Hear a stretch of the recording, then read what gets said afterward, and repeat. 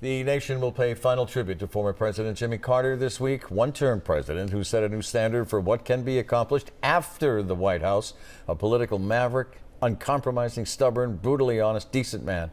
What can we learn from a politician like that in these very different and maybe at times difficult times, Maria? Well, I think two things. One, if Jimmy Carter had used the same skills he did to get the Middle East peace agreement, which stands to this day, and applied that to Congress, he would have done better. And two, he was way ahead of his times. In politics, in the presidency, post-presidency, he put the Iowa caucuses on the map. He won it in 1976, then went on to win New Hampshire primary, and every politician since then running for president has tried to replicate that, not to mention, climate change and all the other things he was way ahead on. Right, Rob? Interesting mass connection to Carter.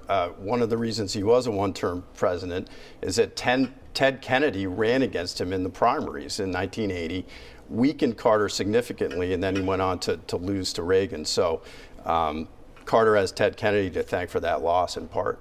It's coin flip over how the battle over Boston's White Stadium will go in this new year, 2025. Mayor Michelle Wu is putting an awful lot of capital on the line on this as she faces community pushback. She seems dead set on moving forward on this.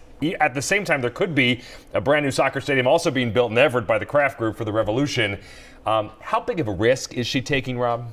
Well, I think on the messaging, White Stadium is starting to look like a white elephant, and I think Michelle Wu is going to have to figure a way out of this. And $100 million, a lot of money. At least. I mean, it makes sense, the public-private partnership, but now in the wake of the other new stadium, you have to wonder about it. Marianne? If you're facing Boston voters, which Michelle Wu and her critics are going to do, she's on the right side. This stadium is going to benefit Boston public school kids more than anybody else. So you're not going to ship them to Everett, number one. Number two, Boston's always been good at saying no, and everyone who opposes her has to face the voters too. She's on the right side. I think it's a good project, but I think she's losing the messaging. I think she's winning the deal. So voters may not like the process, but in the end, she's actually trying to do good things for Boston public school kids who have no facilities, no resources, nothing when it comes to athletics. And so for the first time this year, we're going to do best and worst. Okay, guys, ready to go? We'll wrap up things with best and worst week. Rob, you're our leadoff hitter in 2025. So I gave my worst year in 2024 to Joe Biden, and I start off 2025 giving Joe Biden my worst week. The corrupt truth's coming out, this photo.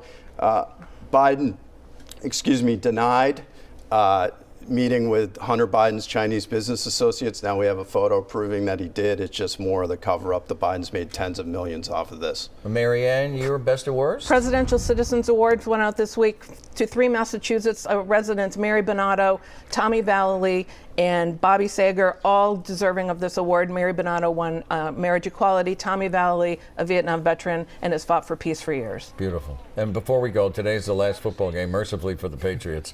Tomorrow's Black Monday in the National Football League. Will Gerard Mayo have the worst week? Boom. There you go. Will Mayo here? To paraphrase Rick Pitino, Tom Brady's not walking through those doors. He's going to fail off. They're going to promote him out. No. We'll see you then.